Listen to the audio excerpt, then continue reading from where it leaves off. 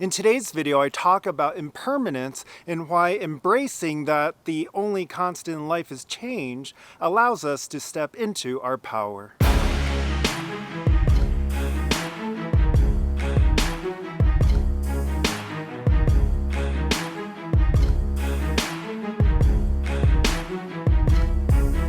Hey guys, what is up? Welcome back to my channel. In case you're new here, my name is Mike and I'm a Kung Fu and Tai Chi teacher based out of Boulder, Colorado. On this channel, I share inspiration and strategies each week around topics such as personal growth, self-care, and mindfulness to help you live a more masterful life that is both intentional and fulfilling. So if you're new here, please consider subscribing.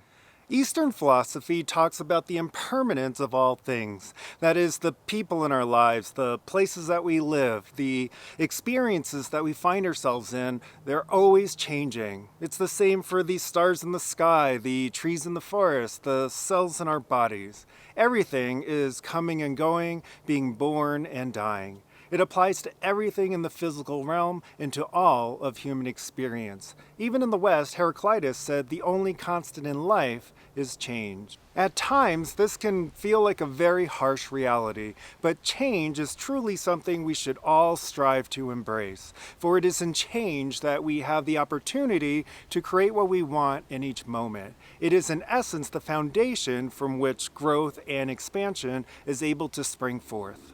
We often resist change because we fear the unknown, or more accurately, we fear the meaning or story that we've attached to the unknown. But whenever we try to manipulate life so that things don't change on us, we are actually choosing a path of stagnation and often even contraction, which is contrary to what I believe is our natural state of being.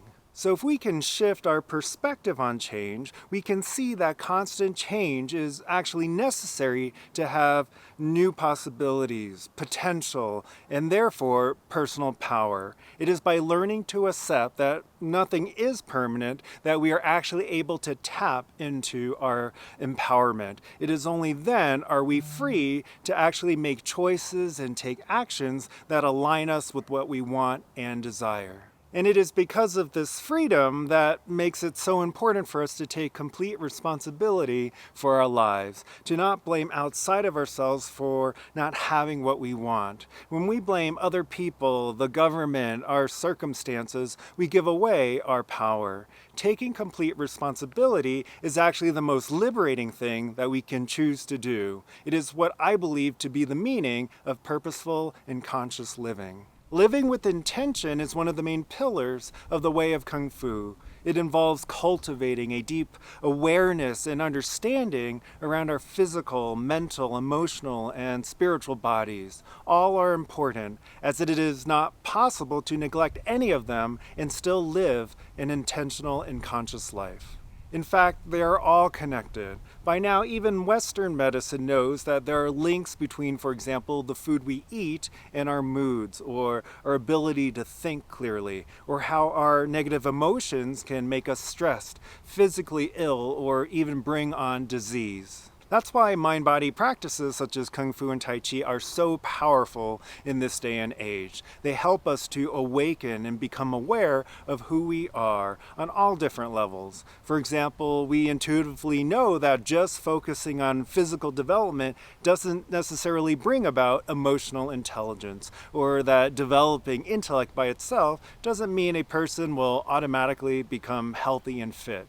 Or similarly, just focusing on the spiritual doesn't mean a person will be grounded and be able to manifest what they want in the physical world. Without awareness, we essentially are just going through the motions of life. Even what feels like choice is more often than not merely responses to conditioning and programming we've adopted since a young age by family or society. When we react rather than respond to life, we are not in touch with our true selves or connected to our full power.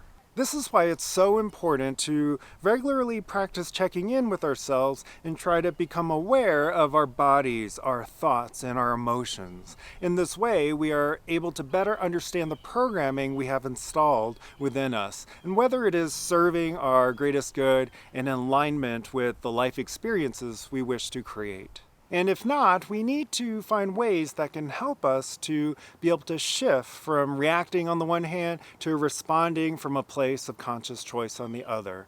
And if you've been around this channel for a while, you know that I believe mindfulness meditation to be a great tool for this. But if you're new here, please consider checking out one of my guided meditations here. Tools like this can support us in continuing to grow and expand towards greater health, happiness, and awareness. And the more we practice, the easier it becomes to discern whether or not we are truly honoring our highest selves in each moment and living a life with purpose and intention. Hey, thanks for watching this video. Leave me a comment down below letting me know what is your relationship to the nature of all things being impermanent. And please give this video a thumbs up if you found it helpful. Don't forget to subscribe if you're new and would like to receive inspiration and strategies like this each week. Have a wonderful day, and I'll see you in the next video.